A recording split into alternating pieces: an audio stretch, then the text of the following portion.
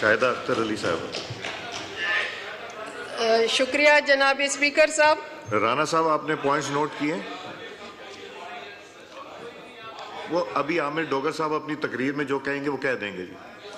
नहीं please please, नहीं, point of order से चीज उधर निकल गई जी। शाहिदा साहिबा को मैंने माइक दे दिया। जी जनाब स्पीकर, बजट पे डिस्कशन का आगाज हो चुका है। 2024-25 का बजट पेश किया जा चुका है।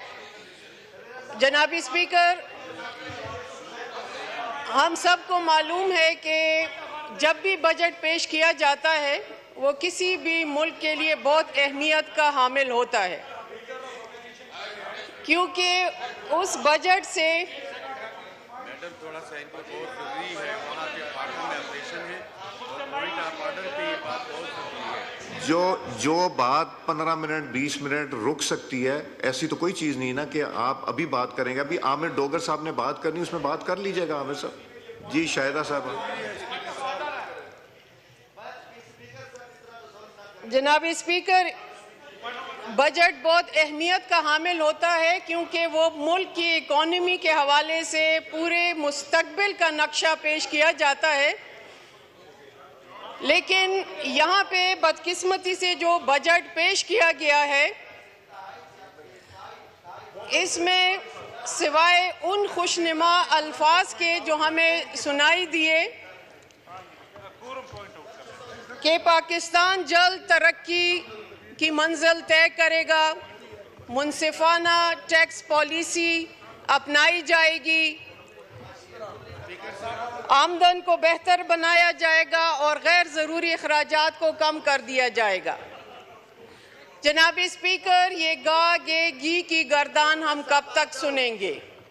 क्या ये पॉसिबल नहीं है कि यहाँ पे इस बजट में कहा जाता कि हम पायदार तरक्की पे अमल कर चुके, हम अपनी पॉलिसी बना चुके, हम तरक्की के जो अहदाफ है वो पूरे कर चुके। तो जनाब स्पीकर, ये वो तमाम चीज़ें हैं जिसमें कि हम मसलहतों का शिकार हो रहे हैं। ये एक रिवायत है कि जब हम उस साइड पे बैठते हैं तो हम इस बजट, कोई भी बजट जब आता है, कोई भी हुकूमत पेश करती है तो उसको हम अवाम दोस्त बजट कहते हैं। लेकिन जब हम यहाँ पे आते हैं तो हम उसको दूसरी निगाह से देखते हैं और उसको हम अवाम दुश्मन बजट कहते हैं। ऐसा क्यों है? इसलिए कि हम उन मसलहतों का शिकार हो जाते हैं क्योंकि ये पॉलिसियाँ हमारे हाथ की बनी हुई नहीं है, ये सोच हमारी नहीं है। ये सोच उस IMF प्रोग्राम की है कि जिसके दस्ते नगर हैं और हम पे वो इम्पोज करते हैं और हम एक तैयार बजट लेके आ जाते हैं और कहते हैं कि ये बहुत ही अच्छा है या बहुत ही बुरा है। हम फिर किस तरह इसका मुआवजा कर सकते हैं? मेरी तो इस्तिदा भी है और ये दुआ भी है कि अल्लाह करे कि वो वक्त आए कि हम अपनी पॉलिसियों में भी खुद मुख्तार हों और अपने मुआहिदात जब हम बैरूनी तौर पे करें तो वो भी अपनी सोच के मुताबिक करें ताकि ये सूरत हाल सामने ना हो, हम इन मसलहतों से बाहर निकल जाएं। ये बजट जो आया है, मुझे तो लगता है कि जनाब स्पीकर 18 खरब से ज़्यादा है, लेकिन इसमें वो फैसिलिटीज़, वो सहूलतें आवाम को नहीं दी गई जो उनकी उमंगें हैं या जो उनकी उमंगों के या ख्वाहिशों के मुताबिक हो और हकीकत का रूप धार सके। जनाब speaker, it is a fragile budget with a number of risk factors, and we are likely to see a spate of mini budgets in 2024 and 25 क्योंकि IMF के प्रोग्राम को हमने आगे लेके जाना होगा। तो यही वजह है कि हमें ऐसे रिस्क फैक्टर्स का भी फिर सामना करना पड़ेगा और हमें मिनी बजट्स भी फिर लाने पड़ेंगे, क्योंकि हमारी इकोनॉमी को जब हम देखते हैं वो बैडली इफेक्ट हो रही है उस एनर्जी क्राइसिस से कि हम उस एनर्जी के मामलात को ही नहीं सुलझा सके, हम वो IPPs के जो मुआहिदात हैं उसको ही नहीं देख सके, उन मुआहदात की जो ट्रांसपेरेंसी करनी थी उसी पे हम नहीं जा सके। इस पार्लियामेंट में बैठे हुए लोग, हम मेंबर्स जो हैं, हमें नहीं बताया जाता कि IPPs किसकी वजह से उनको इतनी मराहत मिल रही हैं। क्या मेरा सवाल यहाँ पे है कि क्या IPPs का ऑडिट हो चुका है? क्या अगर उनका मुआहदा ख़त्म हो चुका है तो वो रिन्यू हो चुका है या करेंगे? ये क्यों इतनी उनको ज़्यादा मराहत दी जा रही हैं, जबकि एक रिपोर्ट के मुताबिक ये देखा गया है कि उनकी कैपेसिटी जो है वो 43,000 है, लेकिन हमारी ट्रांसमिशन की कैपेसिटी जो है वो 25,000 है। इसके बावजूद हम लॉस पे लॉस करते जा रहे हैं और आवाम से मल्टीपल टैक्सेस की बुनियाद पे ये पैसा बटोरा जा रहा है। जनाब स्पीकर, हमारी पाकिस्तानी आवाम अगर सोलर सिस्टम पे जाती है तो सूरज पे भी टैक्स हुकूमत ने लगा दिया है कि हमारे यहाँ पे एक अनसर्टेनिटी पाई गई है कि जो सोलर सिस्टम के हवाले से है कि नेट मीटरिंग हो, डिस्कोस की तरफ से उनको डिस्करेज किया जा रहा है। अगर यहाँ पे आपने बजट में लिखा है कि हम जो पुर्जाजात या जो सोलर के हवाले से खाम माल दरामद करेंगे तो उसको टैक्स रिलीफ दिया जाएगा, भले अगर आप फ्री भी आवाम को देंगे, लेकिन अगर उस सोलर सिस्टम जो इंस्टॉल करेगा उसके लिए मुश्किलात खड़ी करेंगे या टैक्सेस आयद करेंगे तो फिर ये आवाम उससे फ़ायदा नहीं उठा सकती। आपको एक सस्टेनेबल पॉलिसी, एक वाज़ेह पॉलिसी बयान करनी होगी ताकि आवाम उससे मुस्तफ़ीद हो सके। जनाब स्पीकर, यहाँ पे अगर मैं देखूँ एजुकेशन के हवाले से, एजुकेशन जो ह्यूमन डेवलपमेंट है, यहाँ पे हेल्थ के लिए 1.2%, एजुकेशन के लिए 3%, ये कुछ भी नहीं है। जनाब स्पीकर, 3% तालीम के लिए अगर आप रखेंगे तो जो हमारी शरह ख्वानदगी का ग्राफ ऑलरेडी सबसे नीचे है यूनेस्को की रिपोर्ट के मुताबिक, अगर हम SDGs के हवाले से बाकी ममालिक के साथ इसका मुआवजा करेंगे तो 3% उसके लिए नाकाफ़ी है। इसी तरह अवाम अगर अपने हेल्थ के लिए प्राइवेट इदारों की तरफ जाते हैं, हॉस्पिटल्स की तरफ जाते हैं, तालीम के लिए प्राइवेट एजुकेशंस से मुस्तफ़ीद होते हैं, तो फिर हुकूमत का टैक्स लेना जो है वो नहीं बनता। जब आप आवाम को वो रिलीफ नहीं दे सकते तो फिर ये ना इंसाफ़ी होगी उन आवाम के साथ। जनाब स्पीकर, SDGs के जो गोल हैं वो हम आज तक पूरा नहीं कर सके। होना तो चाहिए कि जब हम इसके सिग्नेटरी हैं तो उसके लिए हमें दिन रात काम करना चाहिए और उन गोल को अचीव करना चाहिए, लेकिन मुझे ऐसा लगता है कि शायद जो भी हुकूमत आती है उसमें गैर संजीदगी का मुजाहरा करती है और यही सिलसिला जो है वो आज भी चलता रहा है। जनाब स्पीकर, अगर हम अपने यूथ का देखें तो 17.5% जो है वो हमारा यूथ अनएम्प्लॉयमेंट का शिकार है और एक इकोनॉमिक सर्वे 2023-24 की जो है उसमें लिखा गया है कि Pakistan sees massive 119% increase in brain drain due to lack of viable jobs in our country, within a country.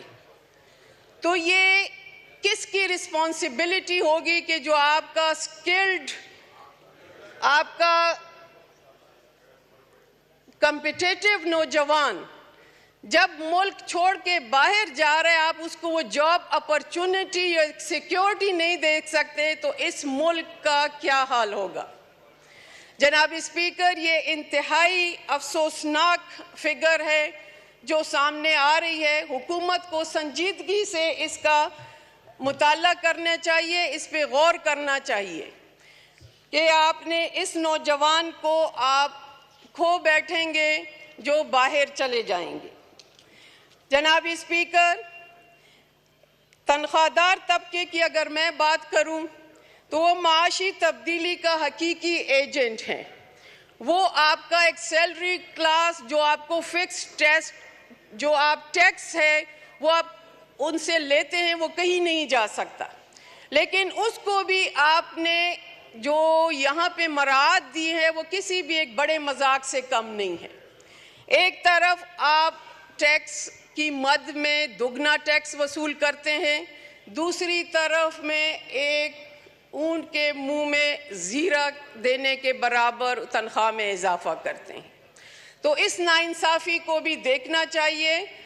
इसके अलावा जो प्राइवेट सेक्टर में एक तनख्वाहदार तबका है उस पर तो टैक्स का इजाफा हो गया, लेकिन उसकी तनख्वाह में कोई इजाफा देखने में नहीं आया। जनाब स्पीकर, हमें पता है कि हमारे मुल्क के मसाइल क्या हैं, सबको इसका इदराक है कि जो लिविंग कंडीशंस हैं हमारे लोगों की वो बैडली इफेक्टेड है due to highly double digit inflation. क्योंकि हमारे इनफ्लोज नहीं है, यहाँ पे लो फॉरेन एक्सचेंज है, मैसिव डिक्लाइन इन इनफ्लोज है, इनकम टैक्स है, सेल्स टैक्स ऑन गुड्स आ जाता है, आप लेवी कर लेते हैं पेट्रोलियम प्रोडक्ट से, जिससे ऑटोमेटिकली तमाम कमोडिटीज़ जो हैं वो इंक्रीज कर जाती हैं। एनर्जी एक तरफ ये जो कि असल जड़ है तमाम इन्फ्लेशन की और इस मुल्क की जो मुश्किलात हैं उसको काबू नहीं पाया जा सकता। लेकिन जनाब स्पीकर, जब आप हुकूमत में आते हैं, चाहे जो भी पार्टियां इस वक्त हुकूमत में हैं, वो बरिउज़िम्मा नहीं कहलाई जा सकती इन तमाम मसाइल को जब तक कि वो हल नहीं करेंगी। हम उनको जिम्मेदार ठहराएंगे, अवाम उनसे पूछेगी कि ये बजट जो है किसकी खुशनुदी के लिए आया है और इससे किस किस को रिलीफ मिलेगा। मेरी नज़र में तो अवाम को इससे कोई रिलीफ नहीं मिला। जनाब स्पीकर, अगर मैं जिक्र करूं यहाँ पे जो कर्ज़ों का सर्कुलर डेट जो है वो हर साल तकरीबन 20% उसमें इजाफा देखने में आया है। लेकिन ये इजाफा क्यों आया, ये खर्चे कहाँ पे हुए, इसकी कोई हमारे पास ऐसे वाज़ेह सबूत सामने नहीं लाया जा रहा। जब तक के ट्रांसपेरेंसी ना हो, जब तक के प्रॉपर ऑडिट ना हो, जब तक के अवाम के नुमाइंदों को यहाँ पे पार्लियामेंट में बैठे हुए लोगों को सही तरीके से आगाही नहीं होगी, तो ये शक की निगाह हुकूमत पे ही होगी और उंगली उन्हीं की तरफ उठेगी। जनाब स्पीकर, एक फैशन बन गया है कि हर हुकूमत आती है और कहती है कि यहाँ पे जो भी मज़दूर तबका है उसकी उजरत जो है वो इस बार 37,000 कर दी गई, पहले 35,000 थी। क्या हम ये देखते हैं कि इस पे कोई अमलदारी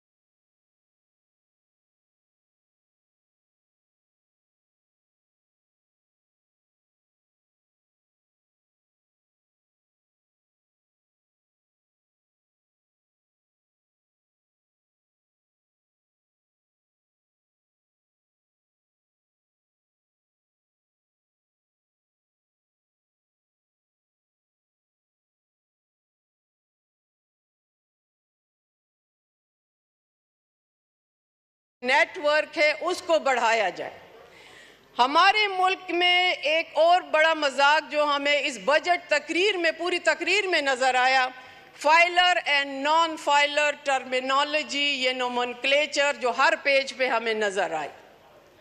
Why we can use this nomenclature? जब आपका यहाँ पे कानून है कि फाइलर, जब आप पाकिस्तान का एक शहरी है, उसके पास आईडी कार्ड है, तो it should be, he should be file. आपको क्यों आप उसको नॉन फाइलर का एक लीवरेज दे रहे हैं? शायद इसलिए कि आप खुद उनको चाहते हैं, इनकरेज करते हैं कि 3 गुना टैक्स दिया जाए। आपको उसकी टैक्स से मतलब है, आपको उसकी कानून की अमलदारी से मतलब नहीं है। तो काइंडली ये पॉइंट भी नोट किया जाए कि एक नॉन फाइलर का नोमेनक्लेचर जो है इसको ओमिट कर दिया जाए, सिर्फ और सिर्फ फाइलर ही रहे और तमाम टैक्स नेट में उनको शामिल किया जाए। जनाब स्पीकर, आईटी शोबे को जो हम बार बार कहते हैं कि रिलीफ दिया जाए, उसको इनकरेज किया जाए कि आज का नौजवान जो बाहर मुल्क में जाके कंपटीशन करता है, किसी तौर भी हमारा नौजवान स्किल के लिहाज से कोई भी मुकाबला करे, वहाँ पे कमी उसमें नहीं पाई जाएगी। लेकिन यहाँ पे हम आईटी पे भी टैक्स लगाकर डिस्करेजिंग एटीट्यूड का मुजाहरा कर रहे हैं। आखिर में मैं यही कहूँगी जनाब स्पीकर कि ट्रांसपेरेंसी और अमलदारी जब तक नहीं होगी, आप बजट में चाहे जो भी डिजिट देंगे उसका वो फ़ायदा हमें नज़र नहीं आएगा। जनाब स्पीकर, एजाज़िया की बात अगर मैं कहूँ तो हमारे पार्लियामेंट में बजट के हवाले से जो फाइनेंस मिनिस्ट्री है वो ऐलान करती है, कुछ एजाज़िया देती है पार्लियामेंट और तमाम इदारे जो यहाँ पे इन्वॉल्व रहते हैं, दिन रात काम करते हैं, लेकिन बदकिस्मती ये है कि उसको फॉलो नहीं किया जाता। कुछ मंजूरे नज़र को तो दी जाती है लेकिन बाकियों को इग्नोर किया जाता है। इसी तरह पीटीवी के वो मुलाजमीन जो यहाँ पार्लियामेंट की कवरेज करते हैं, 2022 और 23 से का एजाज़िया भी उनको नहीं मिला। ये हमें क्यों दिए जा रहे हैं? इसलिए कि उनकी सुनवाई नहीं हो रही। फाइनेंस मिनिस्ट्री से मेरी रिक्वेस्ट है कि जब आप ऐलान करते हैं तो आपको देखना चाहिए कि वो मुलाजमीन जो यहाँ पे दिन रात काम करते हैं उनको मिला है कि नहीं मिला। अब 2022-23 से भी जिनको नहीं मिला उनका हक है कि आप उनको ये हक दिलवा दें। जनाब स्पीकर, आखिर में सिर्फ इस दुआ के साथ कि चाहे हम किसी भी बेंच पे हो, ये कोई मैटर नहीं करता, हम पाकिस्तानी हैं, हमारा दिल जो है दुखता है उन आवाम के मसाइल सुन के। हमें एक मसावी पाकिस्तान, एक खुशहाल पाकिस्तान के लिए मिल के काम करना है और ऐसी पॉलिसियां बनाएं जिस पे हम अमल भी कर सकें। ये नहीं कि लिखा पढ़ा हमें एक बुक दी जाए, तमा दी जाए और इस पे हम यस नो करें और उसका फ़ायदा आवाम को ना मिले। Thank you ji.